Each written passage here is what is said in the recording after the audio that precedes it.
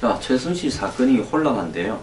몇 가지 포인트들을 우리가 좀 확인을 해봐야 될 것 같습니다. 자, 그 포인트 중에요, 대표적인 부분이, 자, 왜 JTBC가 태블릿 PC를 터뜨렸을까? 자, 하는 이야기입니다. TV조선은 사실상 고영태로부터 2014년 12월경에 쯤에 최순실이 대통령 옷을 만드는 샘플실 동영상이나 이런 것들을 확보하고 또 거기와 관련되는 자료들을 한두 달 뒤에 다 받아서 가지고 있었을 건데 터뜨리지를 못했는데, JTBC는 이 2014년 8월까지의 기록들이 있는 태블릿 PC를 확보해서 공개함으로써 견 제안을 해서 한마디로 국회를 향해서 공세적으로 위기 탈출을 시도했다라는 그런 평가를 받던 박 대통령을 한나절 만에 아주 망신을 줘버렸습니다. 자, 이 부분을 보면요, JTBC가 박 대통령의 지금 최순실 게이트로 이렇게 무너지게 되는데 결정적인 역할을 수행을 했습니다. 자, JTBC는 잘 아시다시피 중앙인포 아닙니까? 중앙미디어 그룹이죠. 자, 그 부분에는 홍석현 씨가 있고, 홍석현 씨는 회장인데 홍라희 여사, 즉 이건희 회장의 부인의 그 남동생이죠. 자, 그렇다면 범삼성과 관련 있는 어떤 이 사람인데 왜 삼성까지도 곤혹스럽게 되는 이 사건을 터뜨렸을까? 자, 홍 씨는 원래 홍진기 씨가 아버지고, 이건희 회장하고의 홍진기 씨하고 인맥 때문에 홍진기 씨가 나름대로 큰 역할을 했죠, 삼성 안에서. 그래서 삼성 옛날에 코인인가 이런 부분하고 몇 개 그 위락업소 등을 그 골프장도 있고, 그래서 이 보강그룹으로 별도로 독립을 시켰습니다. 그래서 보강 피닉스 파크라든지 뭐 CU 같은 것도 아마 제가 생각할 때 이 보강그룹이 소속 그 편의점이라고 보는데요. 그래서 잘 알려지지 않아서 그렇지 보강도 짭짤한 중견 그 그룹입니다.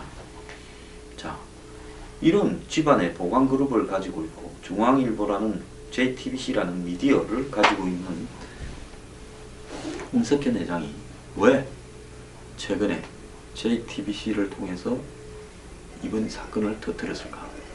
그러면서 정유라의 말과 관련된 35억 송금 문제도 JTBC가 주도적으로 한테 보도를 했습니다.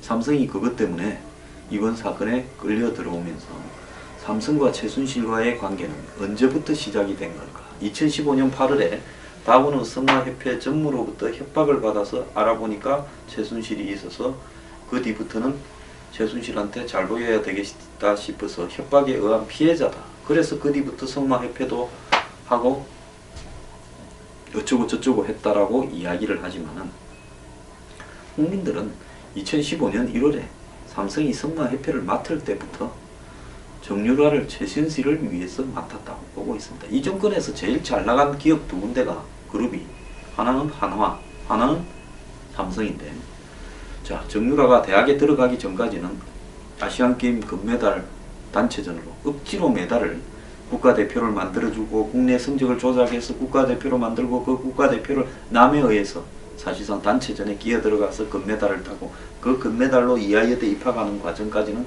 하나가 해줬고요. 그 뒤부터는 이제 바톤 타치해서 또 더 간다니까 2020년 도쿄올림픽까지는 삼성 너네들이 해라 하고, 이 두 회사는 이 삼성 테크인, 삼성 탈레스 등 방산 주요 기업들을 이건희 회장 유고 사태에서 기업을 단순화하는 과정에서 좀 위험성이 있는 방산을 하나가 안는 쪽으로 빅딜을 했죠. 그리고 삼성은 작년 초에 다 알다시피 삼성물산과 제일모직의 합병을 할 때 그 합병 비율에 관한 여러가지 업무가 지적이 있고 주주한테 손해를 끼쳤음에도 불구하고 국민연금을 끌어들여서 8천억 정도를 날리게 하고 결국 두 회사의 합병의 승인도 받았습니다. 자, 이런 식으로 이 정권 들어서 삼성이 현 정부와 유착되는 핵심에서 일찌감치부터 삼성이 최순실과 정윤회 씨를 잡았다.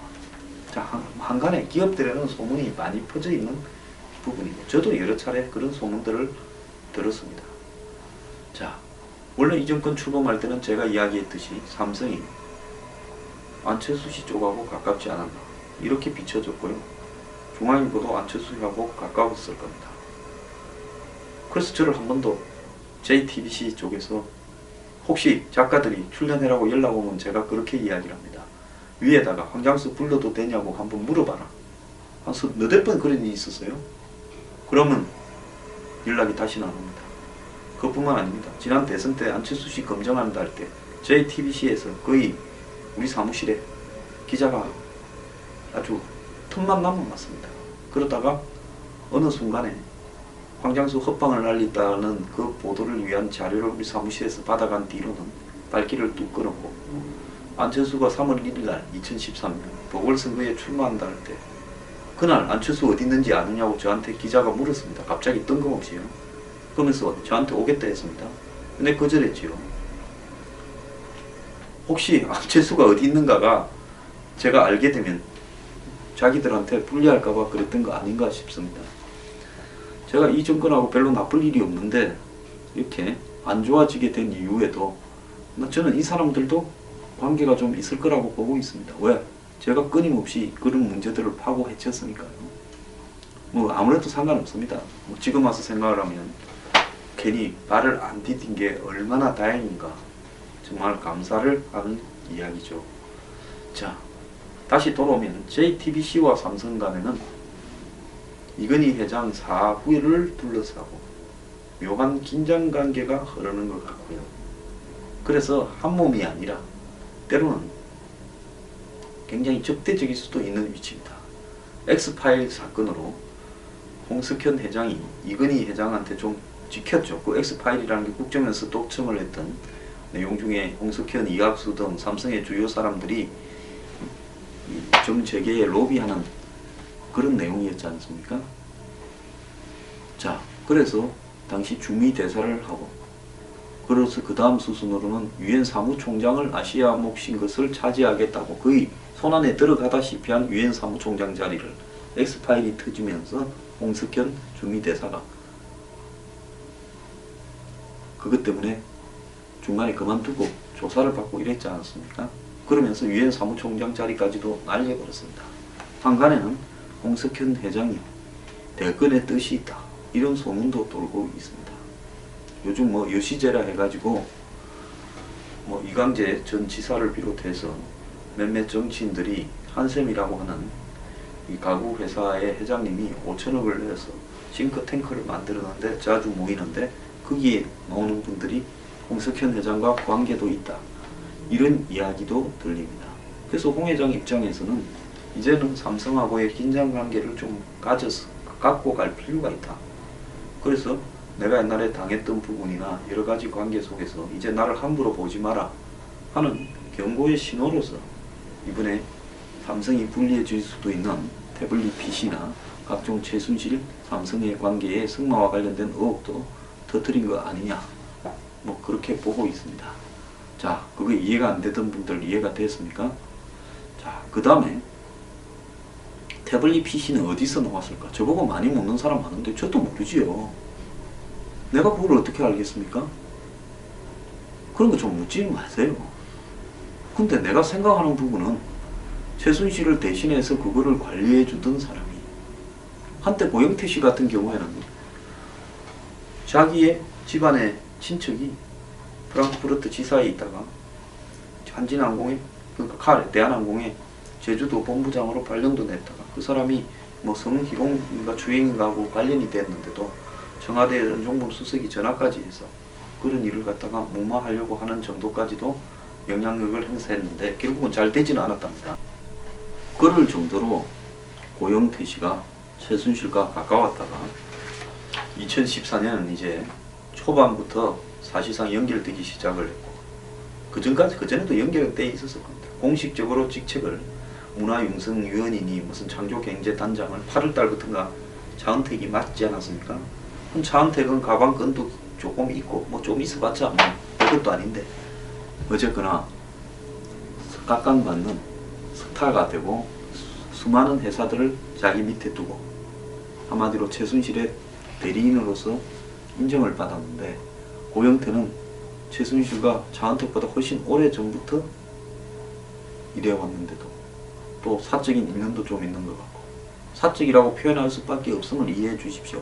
두 사람 사이에 뭔 일이 있었는지는 제가 어떻게 알겠습니까? 미루어 짐작하는 거죠. 여러분도 그러지 않습니까? 근데 고영태는 맨날 시다바리 같이 사무실이나 없고 이런 일만 하니까 화가 나서 나도 협박할 거리를 하나 만들어야 되겠다 해서 촬영도 하고 도청도 한 거 아닙니까?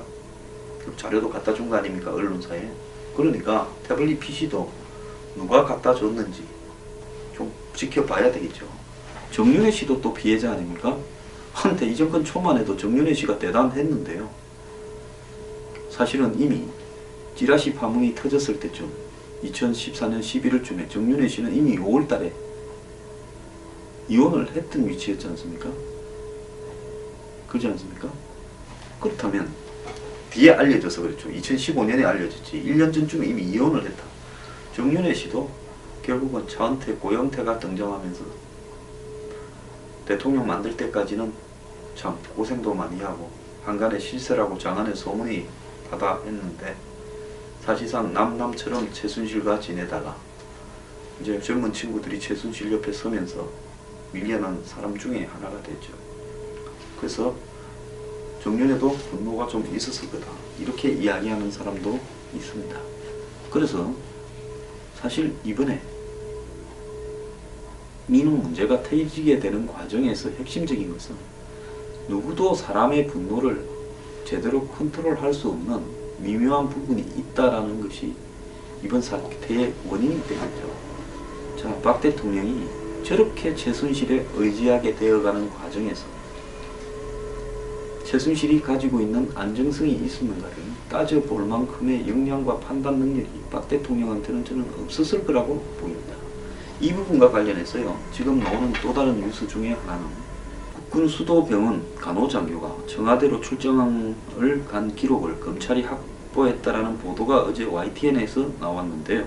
오늘 오전부터 아마 보도를 하고 있는 것 같은데, 이 성남에 있는 국군수도병원의 간호장교가 세월호 침몰 당일 오전에 청와대에 출입한 정황이 포착됐다고 YTN이 보도를 했습니다. 보도에 따르면 검찰 특수본 관계자는 간호장교의 청와대 출장 기록을 확보했다고 말을 했는데요. 국군수도병원에는 출장 시 반드시 행선지와 출장 사유를 기록하게 되어 있다고 합니다. 세월호 침몰 사고가 난 지 7시간 만에 오후 5시 반쯤에 대통령이 재난본부 정부총합청사 5분 거리죠, 청와대에서 가서 학생들이 구명조끼를 입었다는데 그렇게 발견하기 힘듭니까? 라는, 즉 배 안에서 나오지를 못하고 대기하라 하다가 죽었는데 어떻게 학생들이 발견이 안 되냐고 대통령이 상황 파악을 제대로 못한 듯한 엉뚱한 질문을 던졌고, 또 최근에 차웅병원에서 대통령이 실제로 맞은 주사액들이 온갖 피부가 탱탱해지는 젊어지는 주사들을, 태반 주사를 비롯해서 무슨 신데렐라 주사 말도 하기 그렇습니다. 그런 주사들을 대통령이 맞았다. 그 종합 비타민제도 맞았다. 그런 것도 그냥 돈 주고 구하면 될 건데 왜 최순실이 대리 처방을 해가지고 갔을까? 왜 또 성형외과는 그런 기록들이 다 없어졌을까? 이런 부분에 대한 의혹이 나오죠. 일단 대통령이 거기서 약을 받아갔다라는 거, 주사약제를 받아갔다는 거, 또 거기에 이 의사가 자문의를 맡아서 청와대로 가서 직접 주사를 했다는 거. 근데 거기에 청와대에 정해진 주치의라든지 각종 간호 어떤 서열리에 소속된 사람들이 뺏어가지 않은 채 임의로 갖고 맞았고, 그 주사를 대통령이 맞은 기록들도 없는 것 같다라는 보도가 이어지고 있는 배경은 대통령이 세월호가 가라앉았던 그 7시간에도 이런 유의 주사를 맞지 않았느냐. 그런데 그 주사에서 실질적으로 지금 약이라고 하지만은 젊어지는 그런 어떤 부분이나 비타민 같은 거라고 하지만은 프로포폴 같은 수면마, 향정신성 주사제를 혹시 맞지 않았느냐. 안 그러면 다른 어떤 부분을 맞아서 대통령이 그날 대응을 하지 못하고 정신이 좀 혼몽하지 않았느냐. 이 이야기를 지금 하고 싶은 겁니다. 공격하는 사람들은. 그래서 차움병원과 성형외과가 등장하고 거기에 의사가 가서 출장 가서 주사를 놨다는 것도 등장을 하고, 그래서 피하 주사라는 건 이 살과 근육 사이에 놓는 피하 주사는 거기 원장이 놓고 차움병원에서 간 사람이 의사가 놓고, 정맥 주사는 혈관에다 놓는 정맥 주사는 수도병원에 간호장교가 놨는데 그날 갔다 하면 정맥 주사를 맞았을 거다. 그러면 정맥 주사에서 넣을 수 있는 약 제제는 대충 어떤 것들이다. 그래서 검찰이 그걸 확보했다 하고, 이 문제에 대해서 청와대는 세월호 참사 당일 청와대에 간호장교가 출입한 기록이 없다라고 이야기를 하고 있습니다. 자, 청와대는 이걸 부인하고 있지만 특검에서는 이 의혹을 집중 조사한다니까 특검에 가야 밝혀질 건데요. 검찰이 이런 이야기를 YTN 측에 흘린 걸로 보이는데, 그러지 않으면 이런 보도가 나겠습니까? 큰일 날 보도죠. 자, 검찰도 여러 가지 정황에 대해서 나름대로 이제 좀 파악을 한 것 같습니다. 그런데 안종범과 정호성은 왜 다이어리나 이 전화기를 압수수색이 들어올 거라고 생각하면서도 검찰에 압수를 당했을까요? 저는 일부러 그랬다고 보고 있습니다. 왜?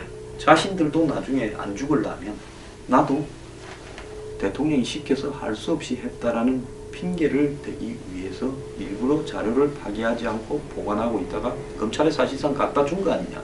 근데 너무 깨알같이 잘 돼 있어서 검찰은 대통령에게 한마디로 공모해서라는 단어를 넣어서 최순실과 안종범, 정호성 등의 기소장을 이렇게 작성할 수 있게 됐다. 이렇게 지금 이야기를 하고 있는 겁니다. 그래서 대통령이 안 넣으면 그런 표현을 넣겠다고 이야기하고, 지금 하나씩 밖으로 흘리는데 그 흘리는 내용이 차은택 회사에 투자해라, 뭐 최순실에게 큰 편 받으라, 최순실이 국무회의를 좌우했다, 이걸 지금 흘리는 거 아닙니까? 놀랄 이야기들입니다. 참 앞으로 뭔 일이 더 터져 나올지 모르겠습니다.